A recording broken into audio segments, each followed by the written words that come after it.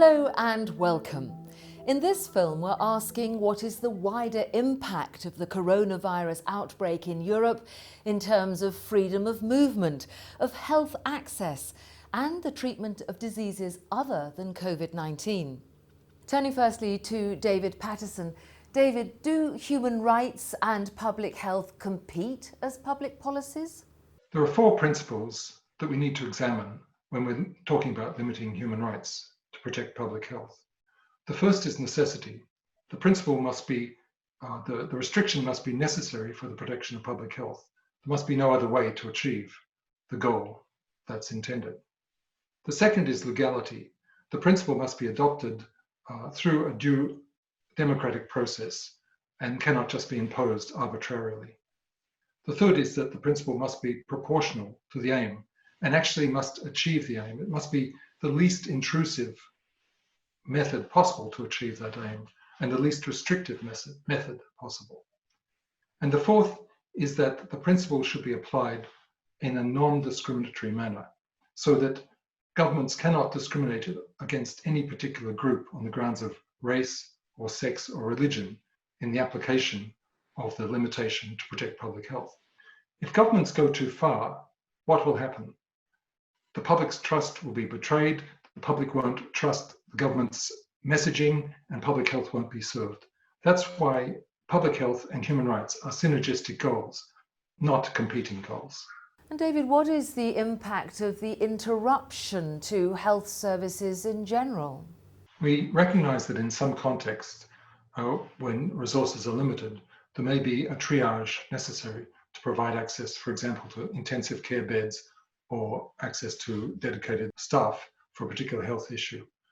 Now, international human rights law doesn't give us immediate answers, but it does actually talk about the process through which societies determine how scarce resources are going to be allocated. It's really important that those discussions are held in a public, transparent, and participatory fashion, and that the solutions that are arrived at communally don't discriminate against any particular group.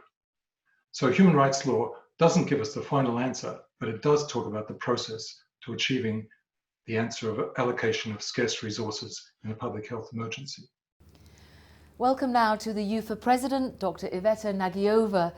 Could you tell us, please, what is known about the impact that the delay in diagnosis and treatment is having for patients? Thousands of people could die with chronic disease early because so many hospitals have suspended surgeries for the disease. For example, they have turned their operating theaters into intensive care units. In addition, many patients have been too scared of becoming infected with the coronavirus to come into hospital during the pandemic. And perhaps most strikingly visible it is, especially in cancer patients. It is extremely concerning to hear the huge emotional impact the outbreak is having on so many people with cancer.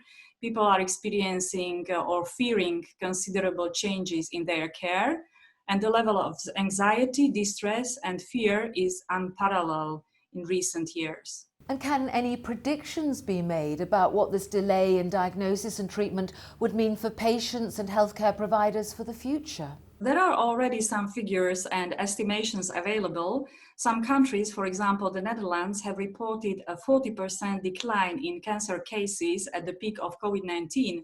Research carried out by the University College of London and Data Can predicted that as many as 18,000 people could die over the next year as a result of delays to their cancer care just in the UK.